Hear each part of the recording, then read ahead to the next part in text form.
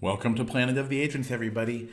In today's episode of the show, I want to talk to you about things to consider when choosing software, such as an agency management system, a client relationship manager called a CRM, or other software such as lead generation software, marketing platforms, or just anything you're thinking about adding to your agency, and certain items that you're going to want to consider when making this decision. So, are you ready? I am. So you know what to do. It's going to get exciting. I love talking about insurance and insurance agencies and running an agency, managing an agency, getting quotes, doing all the fun stuff. So sit down, buckle up, get ready, because here we go.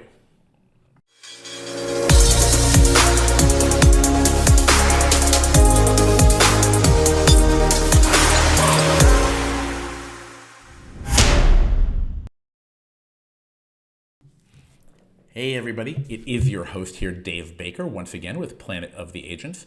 If you want to reach me, you want to contact me, or you want to be on the show, you want to be a guest, simply send me an email. You can reach me by going to planetoftheagents.com. That's where you can sign up for the newsletter.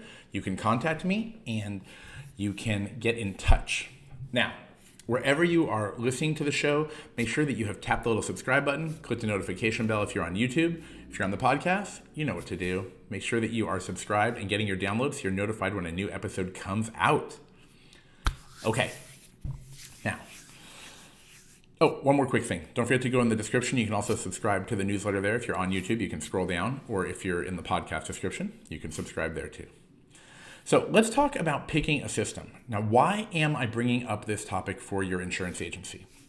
It's because recently I've been talking to several people, and I had recently attended an insurance agents convention, and there were a lot of vendors there, and they have a lot of different software, which can add significant monthly costs and startup costs to your insurance agency.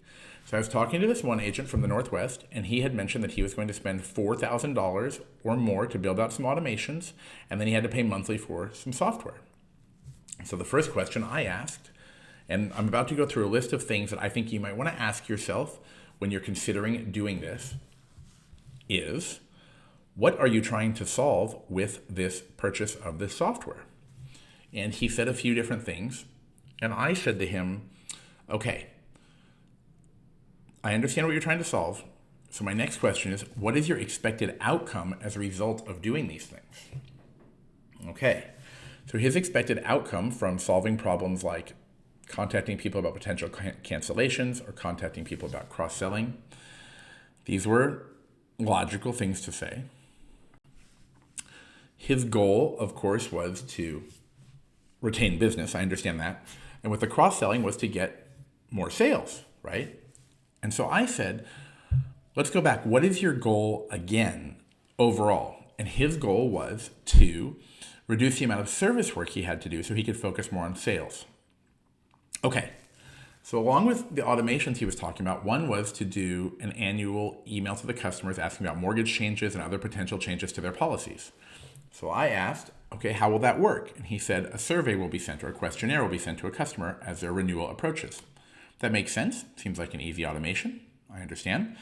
There's a lot of software that can do stuff like that.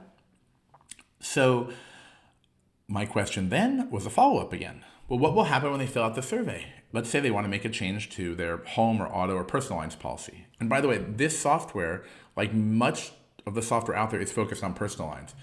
It's a little bit different in commercial because you don't have the downloads, you don't have the same automations, you're dealing with surplus lines. It's going to be different. So he said that the customers then would respond and then he would know to make a change. And I thought, so you're creating more service work. Now, obviously, if changes are needed, you have to make the changes. I understand. But this was a time when I thought to myself, are you using service centers? And he said, well, I do have the service centers, yes. Okay, so this is something to consider, by the way. When you're sending out all these emails and notifications and texts, are you telling people to contact you for the change or a service center? That's something you might want to think about. And think about your setup and the process. So what I realized, and I've had this discussion before because I had to deal with this myself, and I'm not saying it's a bad thing, but sometimes what you're doing is you're actually not taking something off your plate or taking work off your plate. What you're actually doing is something that should have been done all along the way, like asking people additional questions and things like that. But what you're doing is you're going to create more work for yourself, partially because you might have to, but if you use service centers, maybe they can handle it for you. But the key thing here is that you're actually adding something new potentially. So you might want to ask yourself, will I be adding something new? I wanted to do this all along, whatever it may be, surveying the customers, but is that actually taking my current service work off the table? I don't see it like that. Now, again, I'm not saying you shouldn't be doing these things. I'm just saying it's something to think about.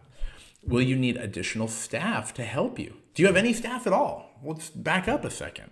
Do you have anybody? Are you doing everything yourself? Are you a spouse and spouse team? Are your kids helping you? Do you have VAs or virtual assistants?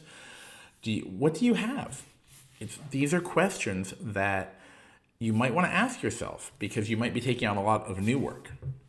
As for the cross-selling, that's great, right? If you can get the same customer to buy more policies because they need them, great. Or they want them, they want additional coverage for certain things, maybe jewelry, or they want to get a commercial policy, whatever it may be. That's great. But make sure that you have a system in place to deal with all these potential new emails.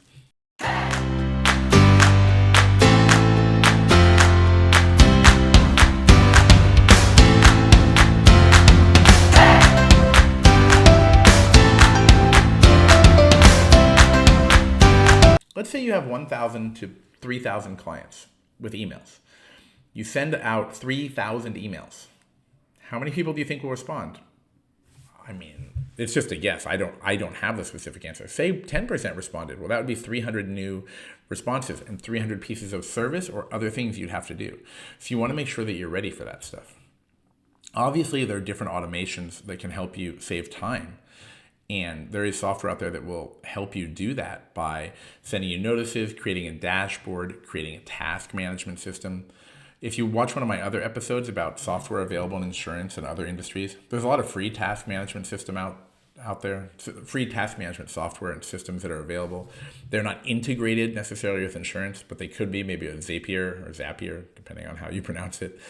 There are integrations that are available with a small amount of tech knowledge, and a lot of times they'll actually show you how to do it. It's pretty impressive.